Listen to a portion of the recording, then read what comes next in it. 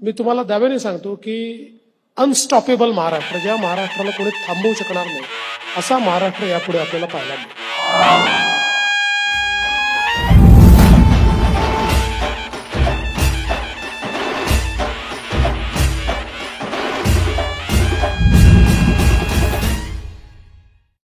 मी तुम्हाला दाव्याने सांगतो की अनस्टॉपेबल महाराष्ट्र, ज्या महाराष्ट्राला कोणी थांबवू शकणार नाही, असा महाराष्ट्र यापुढे आपल्याला पाहायला मिळेल.